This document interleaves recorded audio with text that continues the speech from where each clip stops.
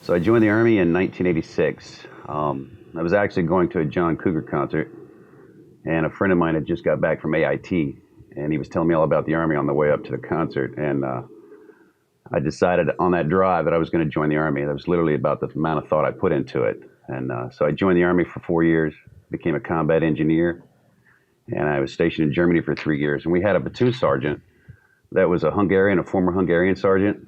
And he had a different idea on training than most guys did in our unit. So he took us to French commando school. I got to go to German Ranger school. Went to platoon confidence training in Bad Tolz, Germany. And he took us to the Swiss March, which was like a 40-mile-a-day hike for 5 days in the Swiss Alps. So I got a different taste of what I wanted to do. And it was kind of leaning towards special operations at the time, even though I didn't know about it. So after 3 years, I decided to re-enlist just to get to jump school in Fort Bragg. And I got there and I signed up for SFAS, the Special Forces Assessment and Selection Course, and then made the qualification course to be a 18 Charlie Special Operations Engineer Sergeant, and ended up going to language school after that, and 5th group for a very short time.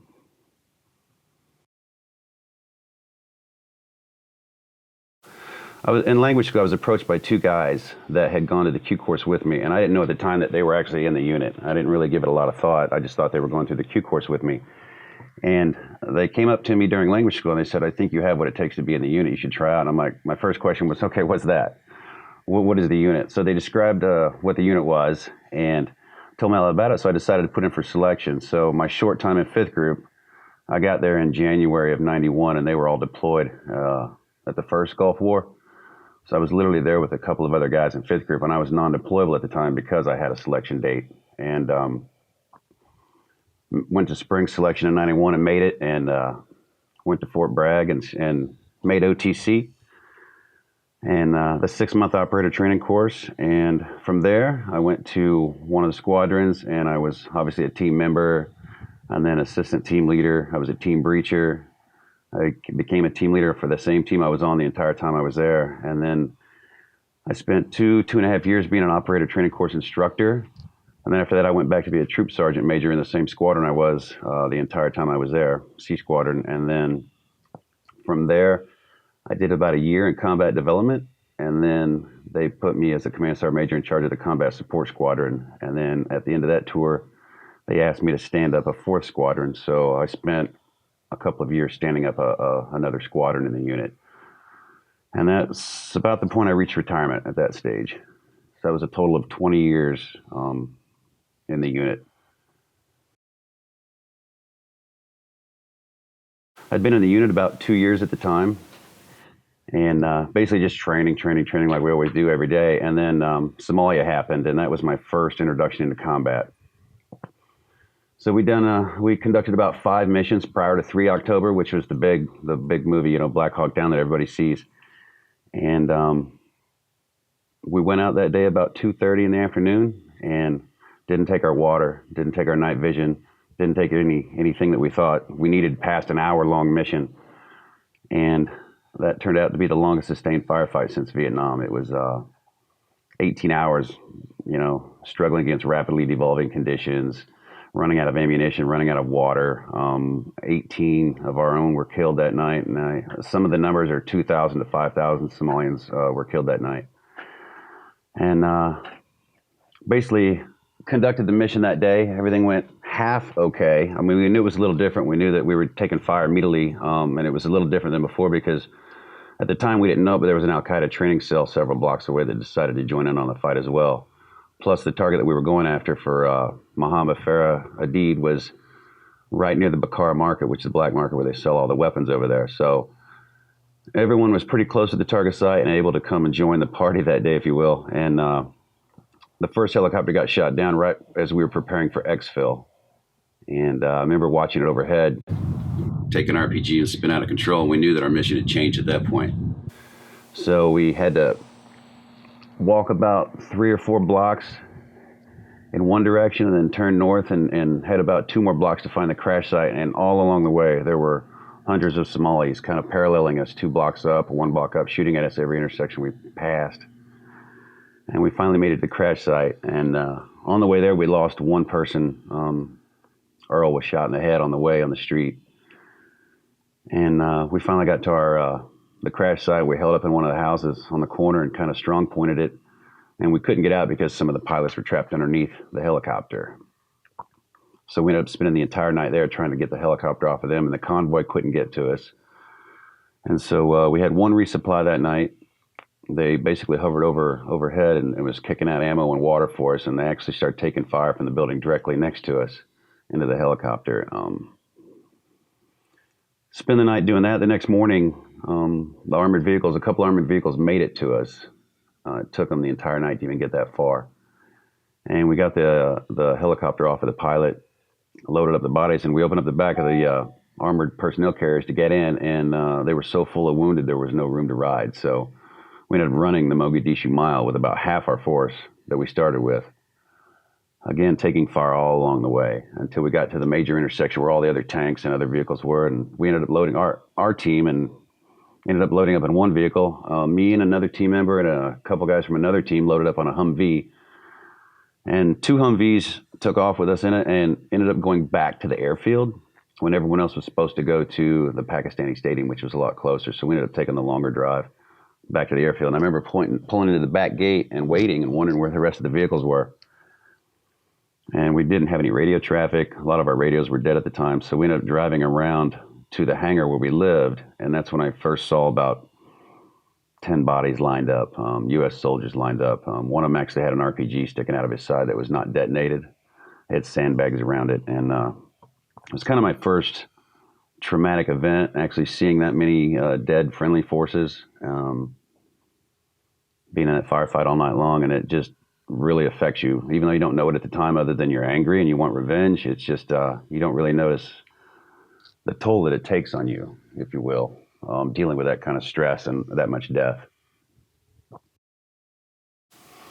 And then after that, lots of tours in Iraq, doing different jobs, chasing the deck of cards, any regime leader or terrorist leaders, always going for the top.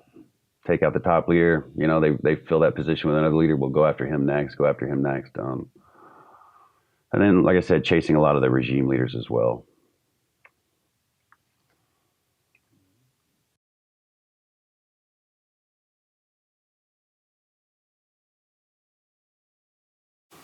Yeah. So what was the transition like out of the Army after being a CSM in CAG? It was very tough. I didn't admit it, but I was terrified. I had no idea what I was going to do. You're set in a place for 20 years, and you kind of know the procedures and how everything works and who to go to for this and that. And then all of a sudden, one day, you know, you're gone. You're just out, and you're thrown into the world that you're not familiar with, and it was just. I didn't know what to do. You know, being in the unit that long defines you, and it makes you who you are. And then, like I said, it's gone in a day. And it was a tough transition as I had no idea what I was going to do. It was very, very depressing at the time. I ended up taking a job immediately within probably 2 weeks of retirement in Jordan, training their military to be Special Forces qualified for a year and a half. So that year and a half was still similar to being in the military, if you will. So it kind of was comfortable for me. And I hired a lot of people that I knew and worked with, so that was more comfortable. But once that job ended and I came home, I had no idea what I was going to do. It was literally that moment I realized I'd put no thought into my future and what I was going to do with it. So it was a very tough time for me.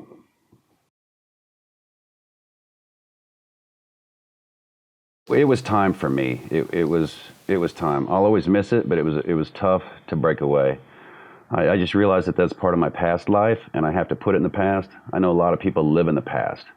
The old high school, you know, the guy that's I threw the high school touchdown back in the day. You know, they're living in the high school years. Or I found myself living in my years in the unit, and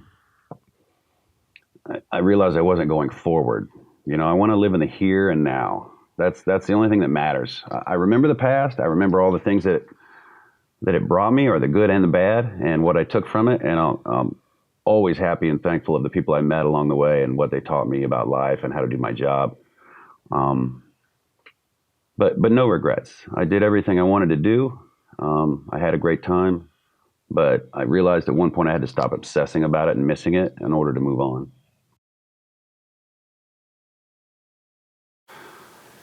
You know, it's hard to leave your brothers that you've sweat and bled with all along the way. But what, what what made it better was sharing with the younger guys now all the knowledge that we had. So that's kind of what we're doing now, and that's what I'm doing with the rest of my life, is kind of teaching and giving back to the younger guys growing up, all the lessons learned during combat or missions, or how to train better, how to shoot better. Um, Dealing with the loss of all that is always difficult, but you know, at some point you have to realize it's time to move on, and it's time to take that same energy you put into it while you were in, you know, to your life after retirement. Wow, did I think I had PTSD when I left? I know I did. I didn't at the time, but I know now, looking back, I know I had PTSD. I had PTSD when I was in. I chalked it up as the training, just being angry, being competitive, being OCD on things. Ask anybody that knows me, they'll tell you I clean. I like to clean everything. And the team room was spotless. My house is spotless. Well, it was spotless now. With kids now, it's a little bit difficult. That'll break you of it. But I had PTSD for sure. I think a lot of people do, whether they know it or not, because it's hard to take lives because we're human and it's just not natural. So people that don't admit it are just kind of being a disservice to themselves. I'd say most people probably have PTSD of some sort when they get out, if they've encountered any kind of traumatic experience or loss of a friend at all. Yeah, what led me to that night I spent in my truck. We were working in Canton, Ohio at the time, and we were conducting training. Had a film crew following us around as we typically did, just for after action reports. And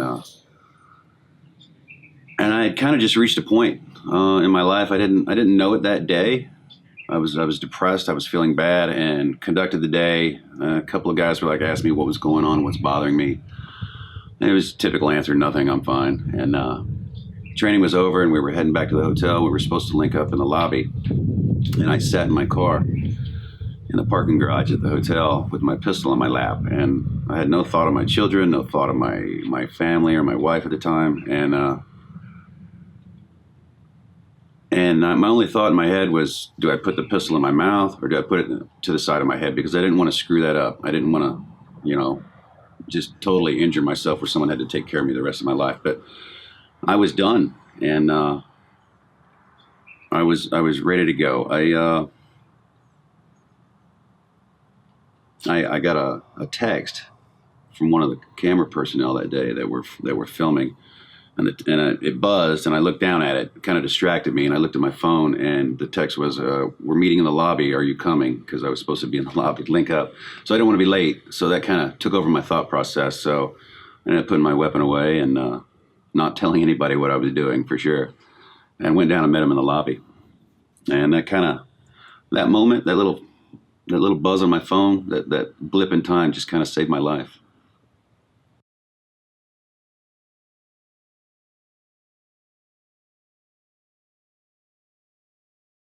And she didn't know it for quite some time later, but that text saved my life. And I think I told her many, many months later, and I was basically all alone and ready to complete my mission. So she had no idea what she did at that time.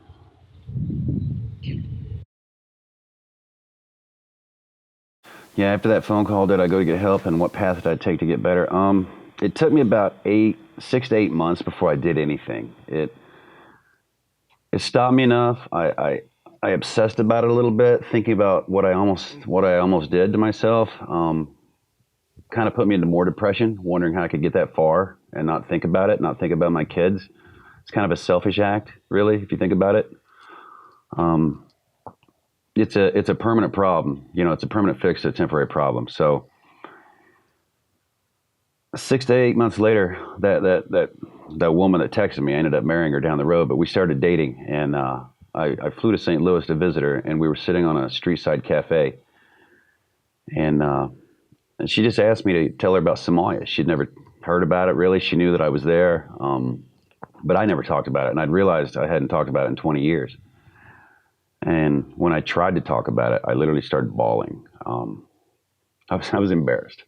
I had my head in my hands. I was like, "What are you doing to me?" People are looking at me, and I'm crying. Here's this commando guy that thinks he's tough, you know, and I'm bawling on the street cafe, sitting at a table, and people are looking at me. And I realized, like I said, I hadn't talked about it in 20 years, and I also noticed the more I talked, the better I felt. The more I got off my chest. It was kind of like I was letting poison out of my body, if you will. It was slowly dumping out the poison every time I got together and talked with her. But it took me a long time, and it was a slow process because I was resistant to it. It was, you know, admitting weakness, talking about the things that bother me, and crying was definitely something I didn't like to do. So, yeah,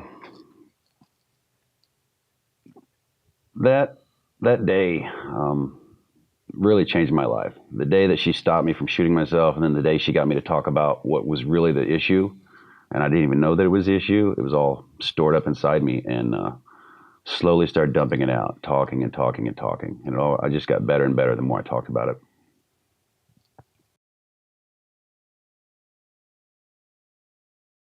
I did originally get counseling. It was for anger management at the time because I thought that was my issue. I was just mad at everything. I would take it out on my girlfriend at the time, now my wife, you know, yelling at my kids for doing things wrong. And I realized it's just definitely not the way to handle stuff. So I started to get counseling, and that anger management counseling led to other types of counseling. And she got me set up with some people in St. Louis that I talked to for a bit as well, but they just weren't ready or equipped to deal with PTS. And it's hard to find people in towns that don't have a big military community, you know, that can handle things like that.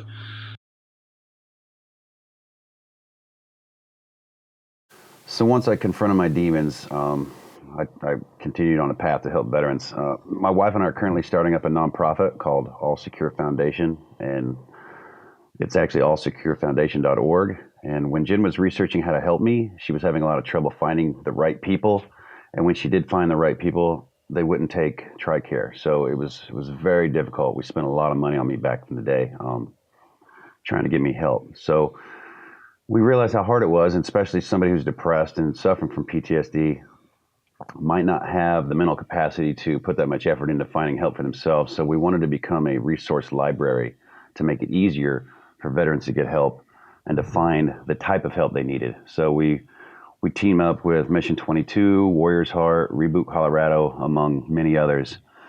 Because once you talk to hundreds of veterans, like my wife and I have, and mostly my wife, because she just has that personality trait, people open up to her and they start just spilling their guts. And every story was the same. We started realizing that each story from the veterans were so similar. It was repetitive in nature. The stories from the wives or spouses, depending on who you're talking to, were repetitive in nature, and the stories from the children were all repetitive. And we realized that if everyone's issues are the same, then the cause must be the same. So we wanted to find a way to help get them funding as well as help guide them where to go and make it easier for them. Our mission is to do the legwork for the veterans and their families as well to help find the exact spot that they need. And so we'll team up with as many trusted and vetted nonprofit organizations that truly are out to help veterans and help them recover from whether it be addiction or alcoholism or just needing to talk to people.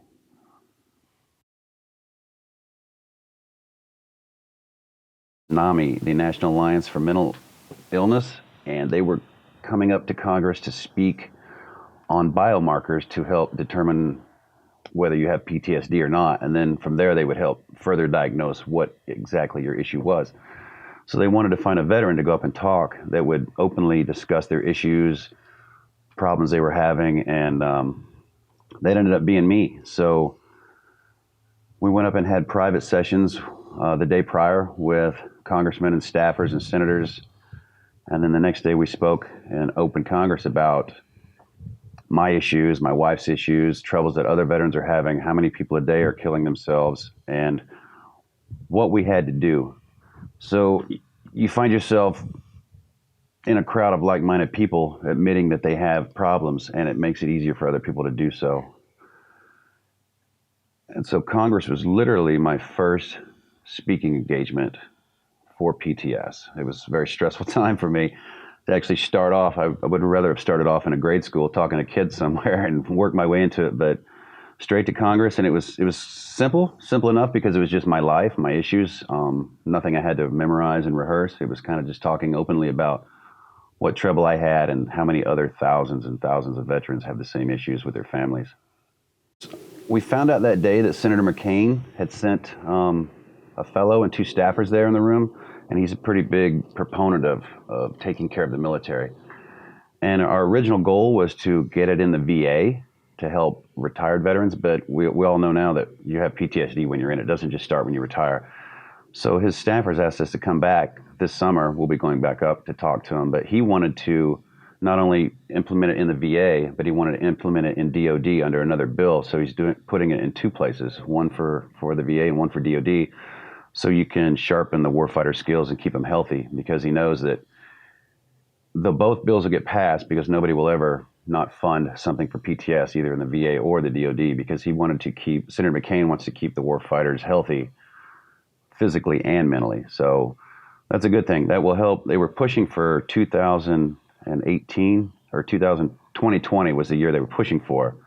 And it actually is going to come out in 2018 now that we went up and spoke to them. And it was disturbing how little they knew in Congress about PTS or PTSD, and how little they talked to other veterans about it. It seems like we're losing that arm in Congress that really focuses on veterans.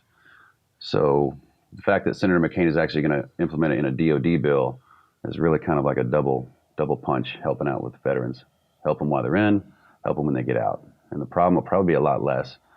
If you take care of them when they're in, I think the problems once you retire will be a lot easier to deal with.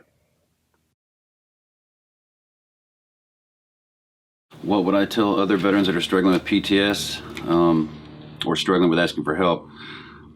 My first sentence to everyone is we're all the same. We all think we have this secret in our heads we don't share with other people, but we all have that same secret. You know, if we have a problem, I've spoken to so many veterans that I know that we all have the same issues. We're all just trying to hide it from each other. We don't want to come at it from a point of weakness. So everybody thinks that being strong means you don't have any issues, and that's just not true. When you end up talking to that many people, you find out that it's not just the veteran that has the issue. He brings it home to his family. His family has to deal with it. So they're all walking wounded, if you will. And I would tell them that it's okay to ask for help. It's okay to admit weakness. It's not a sign of weakness to ask for help. It's actually a sign of strength. So do I think that veterans from our community or other certain communities like it still struggle with asking for help? Absolutely. The answer is yes. Especially the communities where I come from. Any special operations community, those personalities, like I talked about before, are definitely the personalities that don't like to admit weakness. It's kind of like bleeding in the shark pool. You don't even want to let your friends know that you're struggling with something. You're afraid to lose your job, you know. Soldiers that are still in are afraid to bring up issues that they may have because they're afraid of being marked a problem, or they won't be able to go on missions. So nobody wants to really bring that up. It's just, they're in that culture again of partying and drinking and then drugs and then the pain medications that a lot of people are on that lead to other things. I've had several friends commit suicide just because of turning to drugs, trying to get off the painkillers, and they turn to other drugs. And people you would never expect to do something like that, actually committing suicide. It's such a big problem. It's a sign of self-reflection and strength to admit what is really happening to you. And the only way to fix it is to admit it. And that's got to be the first step of the problem. And if you don't, you're just lying, because it's difficult to live that lifestyle and not have a problem with it. It's just not natural for humans to do kind of the things that we had to go through in our community and not develop issues from it. So along with our nonprofit, we're also starting up a company called All Secure Mission. And what that will be it will be an online resource as well as get-togethers in certain towns. And she'll put programs online. We'll develop things from psychologists and therapists for children, the wives, the veterans themselves. and they'll be able to go on, and you can buy these programs like Tony Robbins, $10,000 to buy his program online, and he makes a killing doing it. People love him, but veterans don't have that kind of money. They don't have that. They don't have the income to be able to afford the help they need sometimes. So we're going to make it very cost effective. We're talking hundreds of dollars to get a program online and get help and take care of your family. And it's going to be a lot of therapists and psychologists helping out with developing it, but mostly it'll be about how to handle your own problems, how to deal with your own anger issues, how to manage your family better. Because when we come, like I've said over and over again, and I say it over and over again because I hear it daily when I talk to people, is the families suffer. And the children are being raised by people with issues because they suffer from PTSD that's untreated. So you're literally helping a whole family when you help a veteran.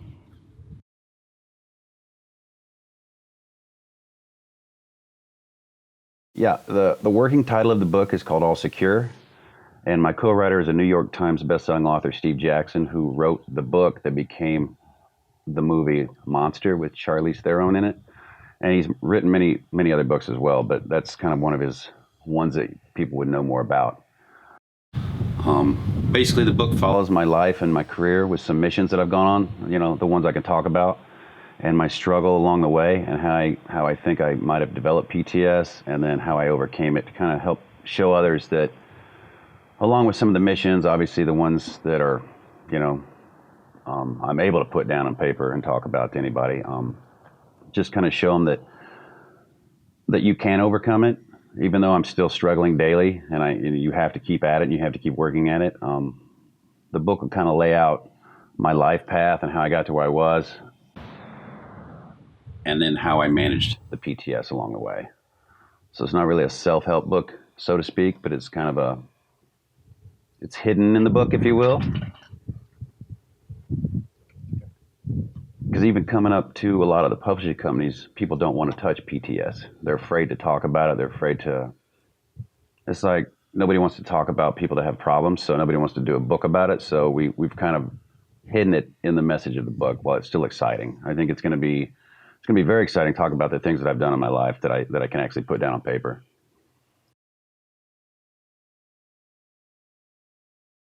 Yeah, my final thoughts would be that I just want everyone to know that it's not about money. Some nonprofits get bad names by taking money out. The only money that we spend on our nonprofit is to help other veterans and to cover costs that we have along the way that we have to spend money on to help other veterans. But it's not about the fame or the look at me mentality. We don't divulge secrets. I would never divulge any secrets or anything that would put anybody in harm's way.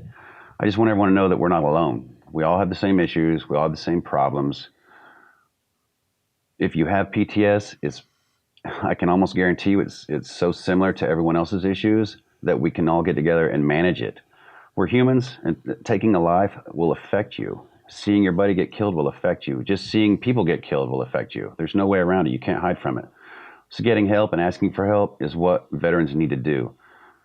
Trying to act cool and tough and I don't need help, that attitude doesn't work. It's proven that it doesn't work. So all we're doing is trying to get people to admit that they need help. And my way of doing it is by throwing it out there.